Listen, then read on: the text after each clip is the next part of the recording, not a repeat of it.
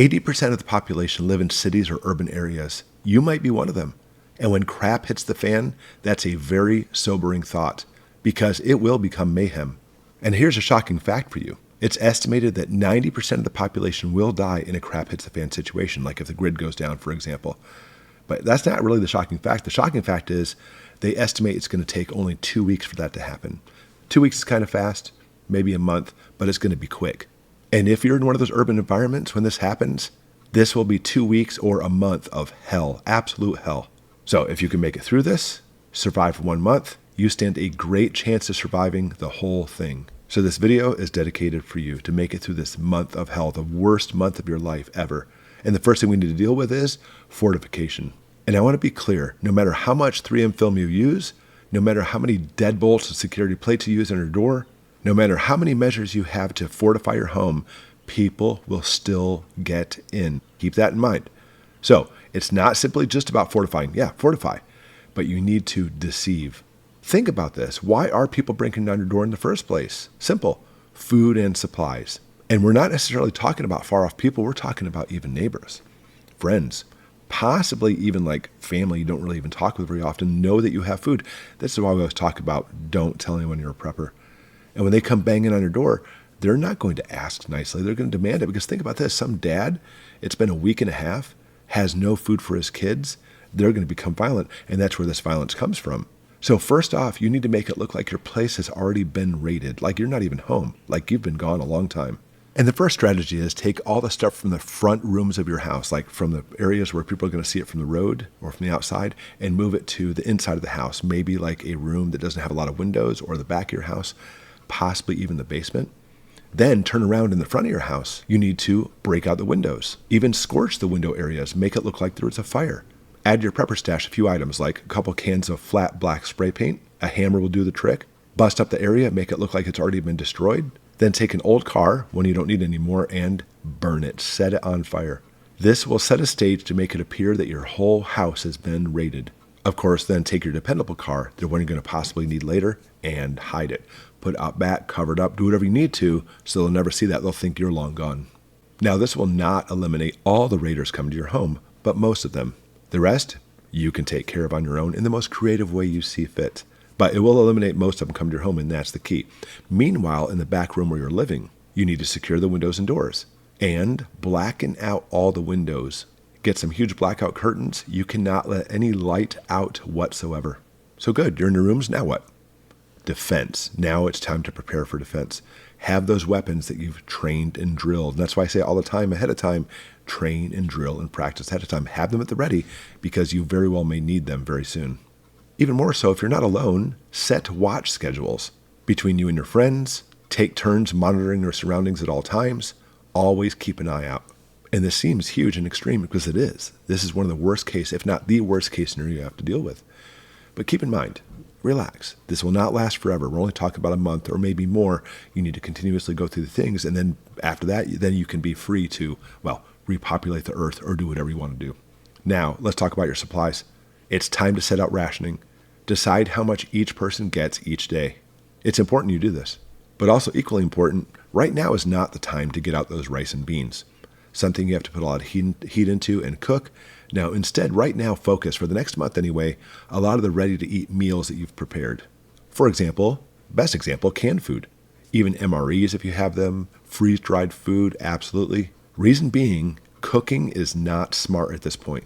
Because when you cook, those smells and aromas, oh, that smells so good, to those roving thousands of hungry, desperate people to come to your house. And you just rang the dinner bell, hey, come and get it. And they will. They'll come get all of it. On that same note, gardening, let's talk about that for a second. Now is not the time to garden. Unless you happen to have some kind of faraway hidden garden people can't see very easily, sure. But the gardening should be taking place ahead of time, preparing you for this day, because they will come ransack your garden. And if you're lucky, it's just your garden. But if you have a garden, they'll probably ransack you in your house as well. So right now, stick to, primarily speaking, all those ready-to-eat meals of canned foods and stuff, and you'll be much better off. Of course, water is essential as well. And since we're looking at least a month, a 55-gallon container of water per person per month is the best way to go. Don't go with what people tell you where it's just 1 gallon per person per day. That's not enough. Nevertheless, once the crap hits the fan, Very quickly fill up your bathtub, fill up your sinks, fill up every container you can get your hands on, because that's probably all the water you're going to get. I mean, replenishment's okay if you can find a way to do it. Like if you can somehow get rainwater catchment without people seeing you, without people knowing you're there, that's a possibility. But make sure you have a good water filter too. Everybody talks about and focuses on power. Power is not necessary, but helpful. But I want to stress a gas generator, no way. Because they are super loud, they draw attention. Hey, look, I've got supplies, I am a prepper. And yeah, I mean, the first couple days, few days, you may hear lots of generators going on around your neighborhood. And during that time, you can possibly risk it. But once the generator sound starts disappearing, you better shut yours off quick. A much better option, maybe, is solar. No noise, gives you lots of free power, but it still has a major setback. Mainly, it screams, I am a prepper, a well-funded prepper. I mean, maybe it does it quietly, I'm a prepper. But nothing like huge solar panels let people know that you're prepared. Not only that, but I have serious money tied up in that power. People will see those panels. They're not dumb. They know what's going on. They see your panels. They know what you have.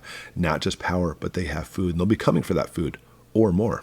So be stealthy with your solar. Try to make it so people can't see it. And you have to be careful with flashlights too. We've already talked about blacking out your rooms. Thick blackout curtains drawn tightly, you may be okay. You got to make sure that light does not get out. And if you're eating food, which I know you are, you also have to worry about waste products.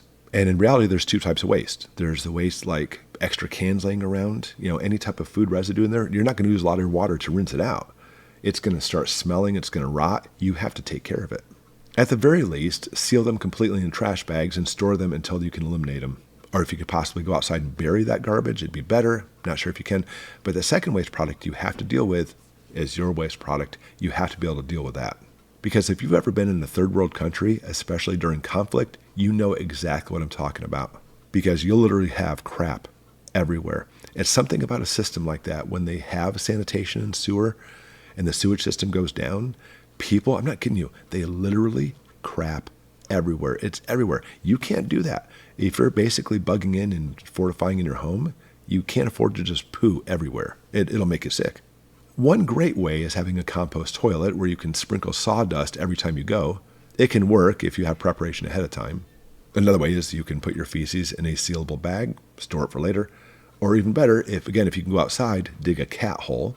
In other words, dig a little hole, do your duty, and then cover it back up.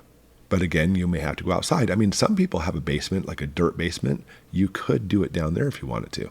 It's really not going to be that awful or unsanitary. That is one option. But keeping warm and cool, that is something else to think about as well. First, let's talk about keeping cool. You may be able to have a window open at times, just no noise. And if you have children, that may be problematic. So you may just have to deal with it being kind of warm and stuffy in your place. Keeping cool, it's sometimes a little bit more of a luxury. Keeping warm, that's a totally different story. Grid down, fireplaces are great. We have a wood stove. We love it. Oh, except that smell, that smoke. It's an amazing smell, isn't it? But it paints a huge target on your home, a huge one. So you need to find a way to keep warm without having any type of smell like that. Another option is a kerosene or propane heater. We love these too. They can work great. And they do have smells too, but not near as much, not as noticeable. And at the very least, have a sleeping bag, one for each person, rated to the climate of where you live. That's a really good thing. But having lots and lots of layers to be able to put underneath you and on top of you to keep warm works very well. Another option is putting up a tent. Not outside, but in your house, like your living room, for example, or possibly on top of your bed. I know people who do that. Will put it on top of their mattress, and going inside that small tent, you and possibly a spouse or something, your body heat will keep you warm inside there. Very nice. Just be cautioned, it will keep your moisture as well. So be sure to keep it open throughout the day to release that water. And of course, we need to address the absolute necessity that you need to be able to defend yourself. Not simply just keeping in shape and learning actual hand-to-hand self-defense. I'm talking about having a firearm. But keep this in mind, as soon as you shoot it, that noise will get the attention of everyone in that area. Granted, there'll be lots of shots, lots of shooting taking place at this time. So your single shot for an intruder may go unnoticed, but it may not. So if you shoot, be prepared for some type of group or gang to come to your home. Another option is a crossbow. We love our crossbows. We hunt with them. But just keep in mind, it takes a lot of strength to pull that drawstring. Now, let's talk about the number one thing that's going to get people to come to your home, and that is you. Of course, I always stay in your castle. You don't want to go outside. It is a war zone. All those people have been out there for days. No shower, no change of clothes. They smell, they're exhausted. Then you come out, nice and plump, well-dressed, showered, well-fed. Oh yeah, they're going to see you very quickly. You are a target. They know, oh yes, you have a stockpile, and they will come get you. So stay indoors. Don't go out unless you absolutely have to. Now, eventually you're going to have to come out because we're talking about crap hits the fan. Eventually all this will subside and settle down. I mean, I say in this video, maybe a month. A lot of experts say 2 weeks. I say a month. It may be months. I'm going to try to stay in as long as possible. I will stay inside until the war sounds have been long gone. And even then, we'll take serious precautions going outside. Have you thought about and considered this situation? Have you prepared for this? Because 80% of the population lives in these urban environments. You probably do as well. What are you going to do in this situation? How will you become an urban survivalist? All right, any other ideas, put them in the comments below. And as always, thank you so much for watching. We'll see you next time.